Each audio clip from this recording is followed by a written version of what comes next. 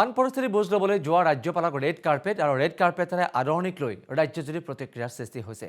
শিৱসাগৰত চিনেমাৰ শ্বুটিং হৈ থকা নাই এই মন্তব্য চিটু বৰুৱাৰ। অসমৰ মগজু নাইকিয়া দুই মন্ত্ৰীয়ে ৰেড কাৰ্পেটেৰে আদৰিছিল আৰু খাবলৈ নাপায় মানুহৰ মৃত্যু হৈছে, বানত ককবকাই আছে, সেই সময়ত এনেধৰণৰ ভণ্ডামি নকৰিব বুলি মন্তব্য চিটু বৰুৱাৰ।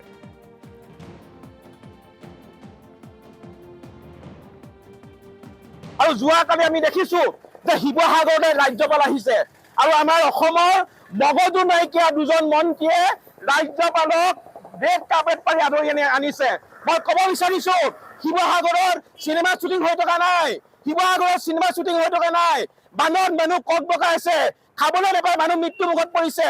এই সময়ত এই ধৰণৰ ভণ্ডামি নকৰিব, অন্যথা স্পষ্ট কথা শিৱসাগৰলৈ যদি এনেধৰণৰ ভণ্ডামি কৰিবলৈ আহে আমি পহুকেইটা দিম। আন পৰিস্থিতি বুজ ল'বলৈ যোৱা ৰাজ্যপালক ৰেড কাৰ্পেট আৰু ৰেড কাৰ্পেটেৰে আদৰণিক লৈ ৰাজ্যজুৰি প্ৰতিক্ৰিয়াৰ সৃষ্টি হৈছে।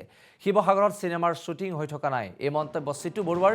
অসমৰ মগজু নাইকিয়া দুই মন্ত্ৰীয়ে ৰেড কাৰ্পেটেৰে আদৰিছিল আৰু খাবলৈ নাপায় মানুহৰ মৃত্যু হৈছে, বানত ককবকাই আছে, সেই সময়ত এনেধৰণৰ ভণ্ডামি নকৰিব বুলি মন্তব্য চিটু বৰুৱাৰ।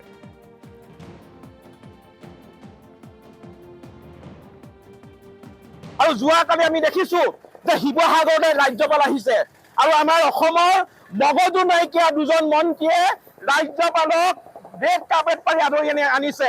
মই ক'ব বিচাৰিছো শিৱসাগৰৰ চিনেমা শ্বুটিং হৈ থকা নাই, শিৱসাগৰৰ চিনেমা শ্বুটিং হৈ থকা নাই, বানত মানুহ ককবকাই আছে, খাবলৈ নাপায় মানুহ মৃত্যু মুখত পৰিছে।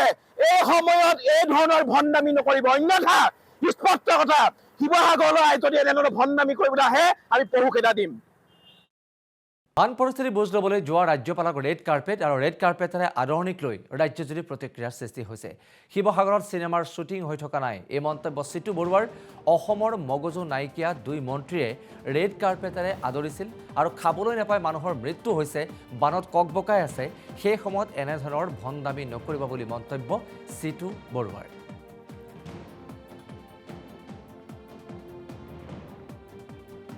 আৰু যোৱাকালি আমি দেখিছো যে শিৱসাগৰলৈ ৰাজ্যপাল আহিছে আৰু আমাৰ অসমৰ মগজু নাইকিয়া দুজন মন্ত্ৰীয়ে ৰাজ্যপালক ৰেড কাৰ্পেট পাৰি আদৰি আনিছে।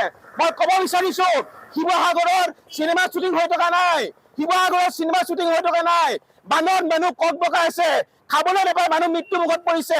এই সময়ত এই ধৰণৰ ভণ্ডামি নকৰিব, অন্যথা স্পষ্ট কথা শিৱসাগৰলৈ যদি এনেধৰণৰ ভণ্ডামি কৰিবলৈ আহে আমি পহুকেইটা দিম।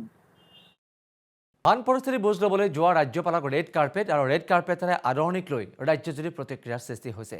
শিৱসাগৰত চিনেমাৰ শ্বুটিং হৈ থকা নাই এই মন্তব্য চিটু বৰুৱাৰ। অসমৰ মগজু নাইকিয়া দুই মন্ত্ৰীয়ে ৰেড কাৰ্পেটেৰে আদৰিছিল আৰু খাবলৈ নাপায় মানুহৰ মৃত্যু হৈছে, বানত ককবকাই আছে, সেই সময়ত এনেধৰণৰ ভণ্ডামি নকৰিব বুলি মন্তব্য চিটু বৰুৱাৰ।